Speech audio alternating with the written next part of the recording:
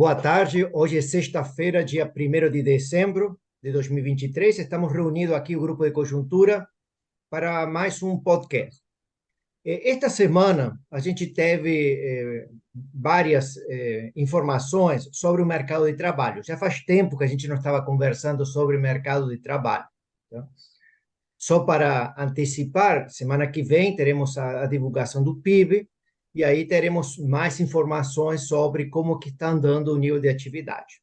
Mas esta semana a gente gostaria de nos concentrar sobre algumas informações que a gente tem no mercado de trabalho. Basicamente, anteontem saiu a informação do CAGED, tá? Ela veio um pouquinho acima do esperado, tá? Ou seja, no mês de outubro foram criadas 190 mil vagas, e veio um pouquinho acima do que o pessoal esperava. Por outro lado, ontem, quinta-feira, foi divulgada uma outra pesquisa, esta agora do IBGE, a PNAD contínua, e tivemos mais informações sobre o mercado de trabalho. Basicamente, as informações que a gente tem da PNAD veio mais ou menos em linha com aquilo que os analistas esperavam. Por exemplo, na taxa de desemprego, que ficou basicamente naquilo que era esperado. Tá?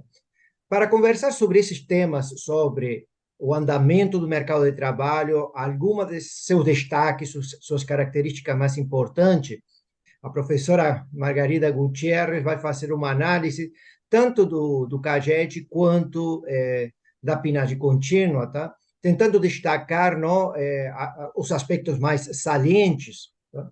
E, posteriormente, a gente fará alguns comentários sobre o que a gente pode esperar ou como que a gente pode interpretar as informações que nós temos sobre mercado de trabalho e nível de atividade. Tá?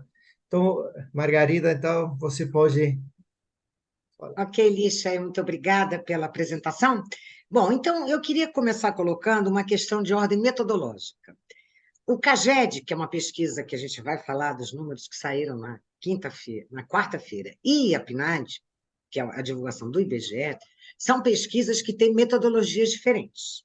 Então, elas não são perfeitamente comparáveis. Eu diria que as principais diferenças entre elas estão: o CAGED, uma pesquisa feita pelo Ministério do Trabalho, é uma pesquisa censitária, onde, através da plataforma e-social, todas as empresas são obrigadas a registrar uma série de informações, dentre elas o número de novos empregos e o número de desligamentos, admissões e desligamentos.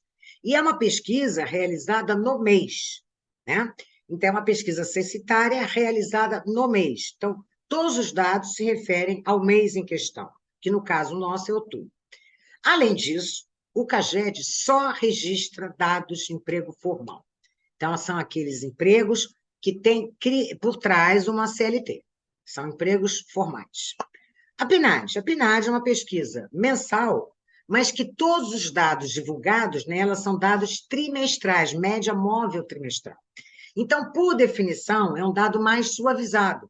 Você está sempre, o mês de outubro, que saiu ontem, os dados relativos ao mês de outubro não se referem ao mês de outubro, mas sim aos meses de agosto, setembro, outubro, uma média móvel. Então, é um dado mais suavizado. Segunda diferença é que não é uma pesquisa censitária, é uma pesquisa feita por amostra nos domicílios. Né? E a terceira grande diferença é que a PNAD coleta dados do mercado de trabalho, não apenas do mercado formal, mas também dos dados relativos ao emprego informal, ao conta própria, enfim, tem aí uma gama importante de categorias que todas elas são incluídas na PNAD, e, aliás, a PNAD tem um conjunto muito rico de informações, porque divulga várias coisas. Aqui a gente vai falar dos principais números divulgados. Então, vamos primeiro à pesquisa do CAGED. Né? O CAGED, neste ano, janeiro, outubro, pela pesquisa, o Brasil criou 1,7 milhões de novos empregos formais. Então, é um dado muito robusto. Né? Comparando com o igual período do ano anterior, né? Janeiro, outubro do ano passado, a criação líquida de novos empregos formais foi um pouquinho maior, 2,3 milhões, mas a gente também tem que relativizar um pouco o número de 2022, porque ele veio um pouco na esteira da recuperação da economia pós-pandemia, né? Então, aí a gente tinha um impulso maior por novas contratações. Uma outra coisa que fica muito clara na pesquisa do CAGED é que os setores que mais empregaram são aqueles ligados ao setor serviços, em particular, a serviços de informação, de comunicação e atividades financeiras. Né? 58% dos novos empregos formais foram criados nos subsetores de serviços, informação, comunicação e atividades financeiras. Então, o grosso está aí. Um pouquinho menos, a indústria de transformação criou 220 mil novos empregos formais no período de janeiro a outubro, e construção civil, 260 mil novos empregos formais. Chama atenção a indústria de transformação. Ela está tendo uma performance muito ruim ao longo desse ano, e, no entanto, tem aí um número bastante positivo, eu diria, contrastando com a performance desse setor, um número bastante positivo de criação de novos empregos. Bom, então agora vamos aos dados da PNAD. Né? A PNAD, ela, como o Lixa colocou, ela mostrou a queda contínua da taxa de desemprego, que é algo que já vem acontecendo ao longo de todo o ano, apesar da manutenção da taxa de participação. Quer dizer, a PEA sobre a PIA, que é a medida da taxa de participação, ela tem se mantido absolutamente constante ao longo do ano. Então, a gente não pode explicar que essa queda do desemprego tem a ver com algo que tem acontecido nos demais países por aí. Pós-pandemia, a PEA diminuiu. Mas, no caso brasileiro, a gente não pode anexar essa interpretação, essa queda da taxa de desemprego, porque ela tem se mantido mais ou menos constante, tá, ao longo do ano. Varia muito pouquinho, então praticamente constante. Outros números que chamam a atenção nos dados da PNAD. O rendimento médio real efetivamente recebido pelo trabalho, né, ele cresceu 4,2% no trimestre encerrado em outubro desse ano contra igual trimestre do ano anterior. Esse aumento aí do rendimento médio real tem uma explicação bastante evidente, né? A queda da inflação, né, produz esse efeito por si só. Né? Então, porque na medida em que a inflação cai, os salários foram reajustados com base numa inflação maior, o salário médio do período fica ligeiramente acima do período onde a inflação era mais alta. Né? Bom, a massa de rendimentos real efetivamente recebida pelo trabalho, esse indicador é muito importante. Por quê? Porque ele é o que dá o potencial de consumo sobre a demanda agregada. Não é o rendimento médio real, mas sim a massa de rendimento médio real. E essa massa de rendimento cresceu 4,7% no trimestre encerrado este ano, em relação ao igual trimestre do ano passado. Então, esse é um dado também bastante importante, né?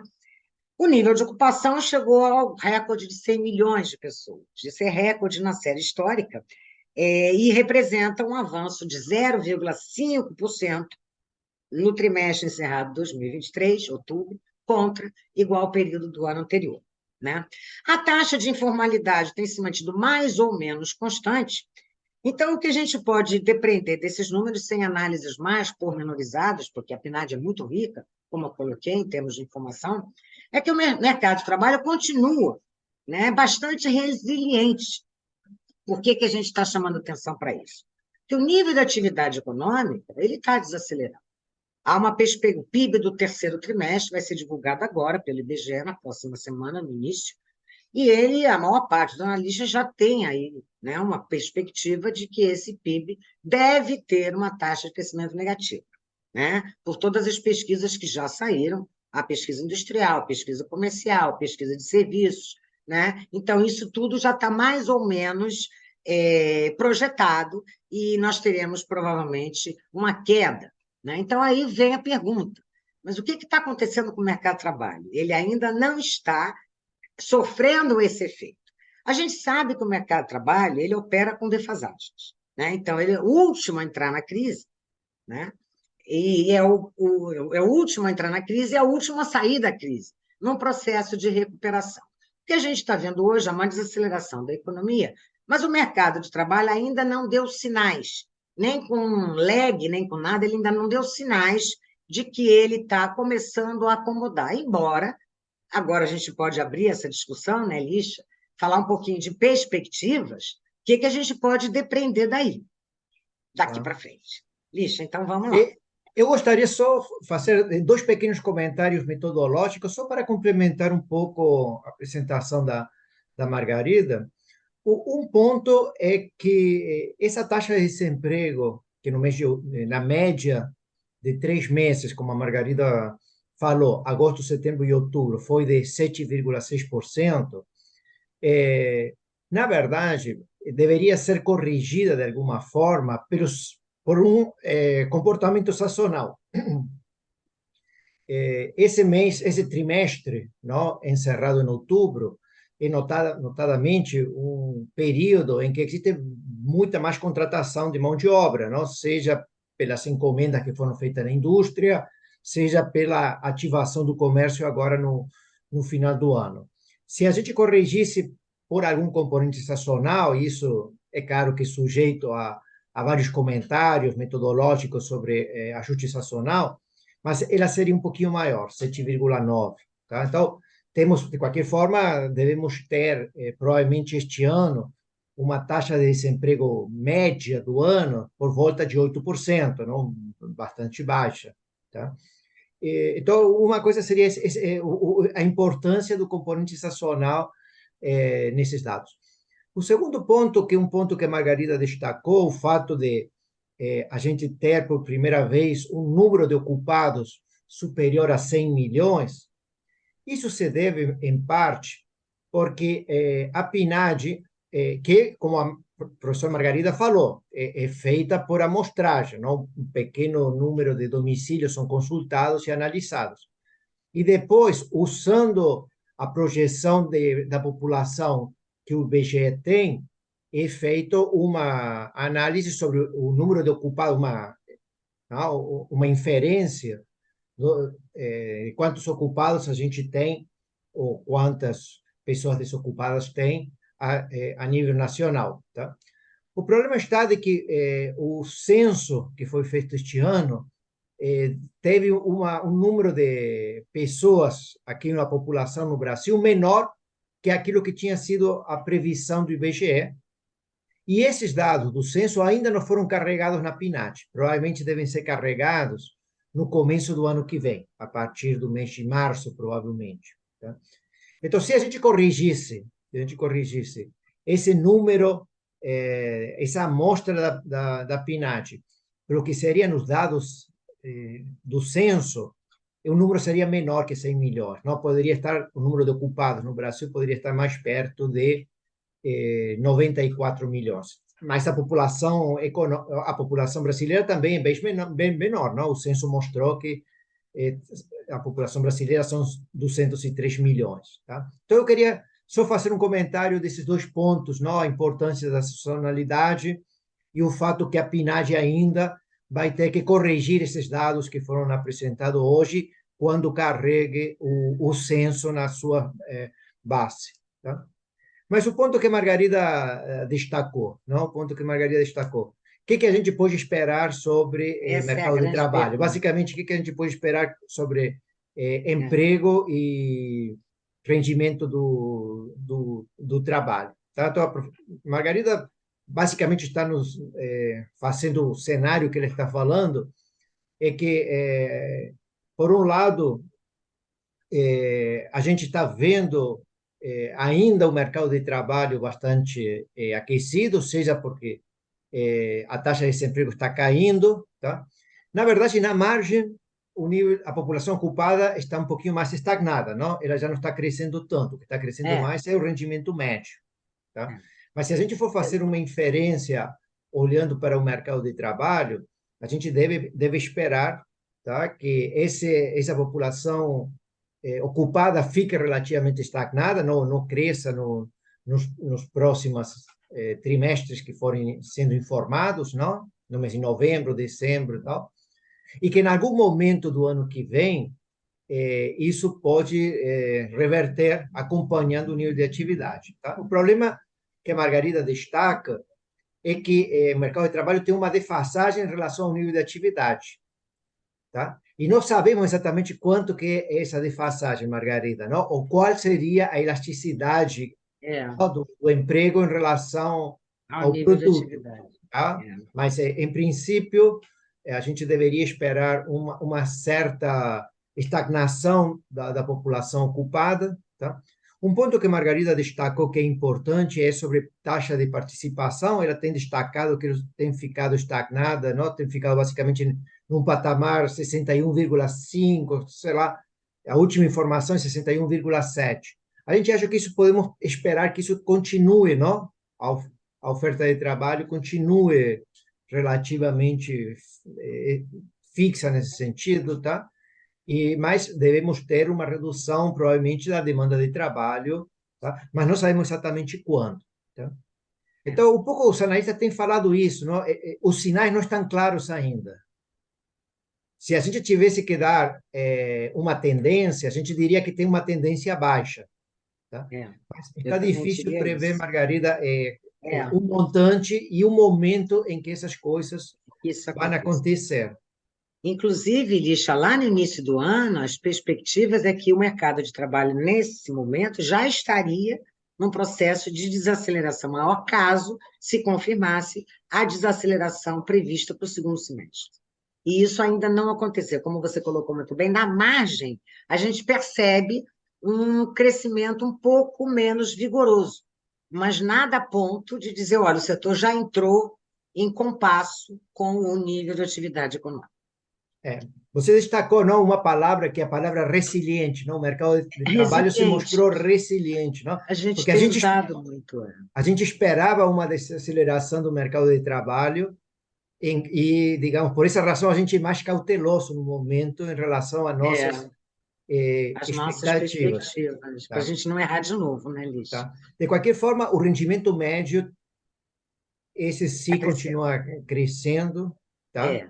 E isso tem muito a ver com a queda da inflação, né? Porque, na verdade, o que interessa não é o salário pico nem o salário base, é o salário médio do período. E se no período em questão a inflação é menor do que igual ao período do ano anterior, o salário médio, com uma inflação mais baixa, aumentou. Tá. Margarida, e em relação à qualidade do emprego, não? Um pouco da tua análise do Eu acho que CAGED. tem se mantido, Lixa, porque a taxa de informalidade, que é um indicador que o IBGE lá calcula para a gente e tal, tem se mantido, sim. Você teve, eu diria que hoje, esses últimos dados mostram que a criação de novos empregos se dá tanto na formalidade quanto na informalidade. Não houve alterações significativas, né? A taxa de informalidade, lá calculada com todo o rigor pelo IBGE, está mais ou menos constante, em torno de 40%, como já é há algum tempo, né? Não houve melhora nesse sentido usando esse indicador, mas ela está mais ou menos constante. De qualquer forma, quando a gente, agora que estamos chegando no final do ano, o mercado de trabalho em 2023 surpreendeu de forma Sem positiva, dúvida não? nenhuma. Já surpreendeu positivamente. Já surpreendeu positivamente. Já surpreendeu positivamente. Até porque, Lixa, o que eu diria é que grande parte do nosso crescimento para esse ano, do PIB de quase 3%, tem a ver com fatores que são a super safra agrícola, o agronegócio, que no primeiro semestre deu um impulso enorme, e os estímulos fiscais.